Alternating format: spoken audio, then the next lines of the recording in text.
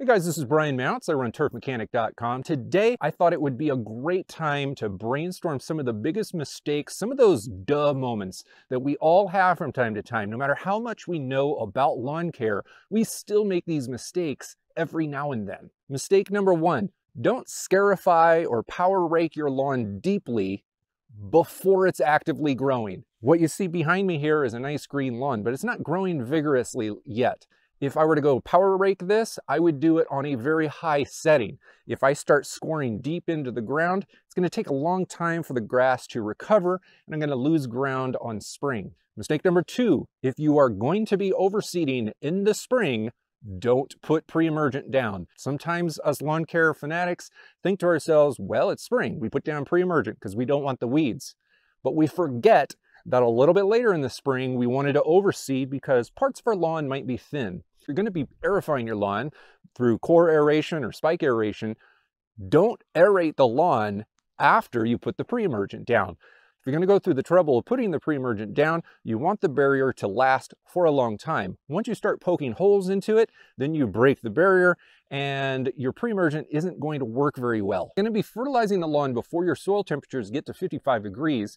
You can't be using urea or any organic fertilizer unless you expect it to work later in the spring. The reason for that is urea and organics need to be broken down by soil microbes, and the vast majority of soil microbes are still in a dormant state until soil temperatures get to about 55 degrees or higher. We want to prevent grubs. We don't put grub preventatives down in the early parts of spring. It's too early. The way that a grub's life cycle works is that the grubs are emerging from eggs from mid to late June through July. So you're going to be putting down the grub preventative towards the end of May through June, maybe into the first week of July. Whenever I core aerate my lawn, I always top dress after. I top dress with products that are very hard to incorporate into the soil at any other time during the year. If you're going to go through the time, trouble, and expense of core aerating your lawn, please don't make the mistake of not top dressing immediately thereafter. You're wasting a very good opportunity. Now, as you see, my lawn is cut very short. If you are interested in cutting your lawn really short, whether it be with a reel mower or a rotary mower, do not do it unless you are positive that you can commit to cutting your grass at least 2 times a week. If you can't commit to doing it at least twice a week, then please don't cut your grass short.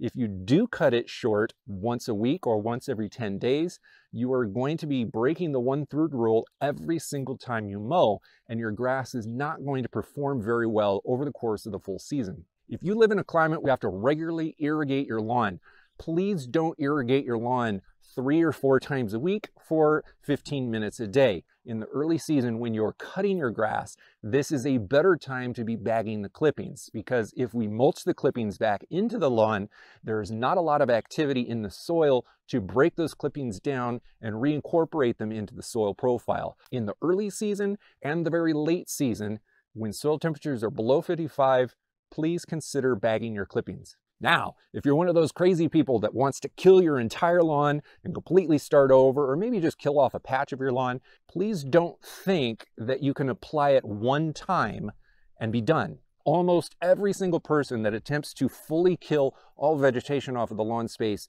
it requires a couple rounds of glyphosate. No matter the fact that glyphosate kills everything it touches, it's just hard to get one application of the product down and actually kill everything in the lawn. Now, once it comes time to actually put seed down, whether you're putting seed down on an existing lawn or on a bare patch of dirt, it can be really tempting to do everything to the lawn space, get the seed down, set up your watering system, and then not do anything about the weeds. Weeds will come up during especially a bare dirt seeding scenario.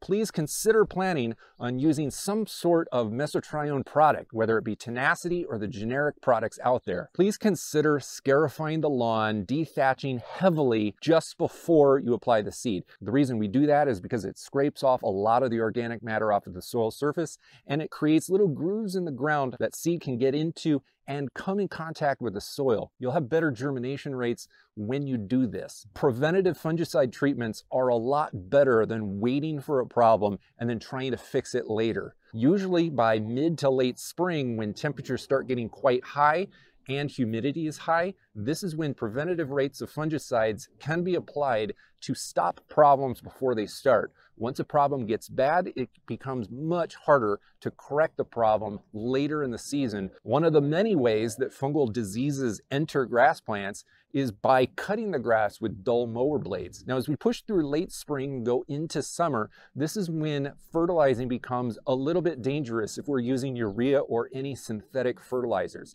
These are high on the salt index, and if the moisture level in your soil is dry, which it frequently is going into hot summer weather, it can be very easy to burn your grass by fertilizing. Now, if you're also one of those crazy people that want to level your lawn, it's important to put a fast release fertilizer onto the area just before you do your leveling job.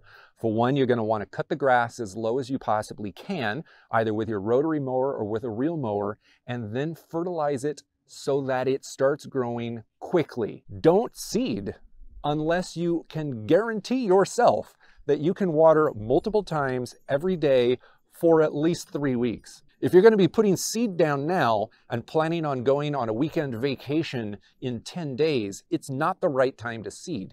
I'm not saying don't go on your vacation. I'm saying plan your seeding around your actual schedule. To get seed to germinate well, it needs to be consistently moist. So whether you've got that on a sprinkler timer or you got to go out there by hand and get it done yourself, make sure that you only seed if you can water it.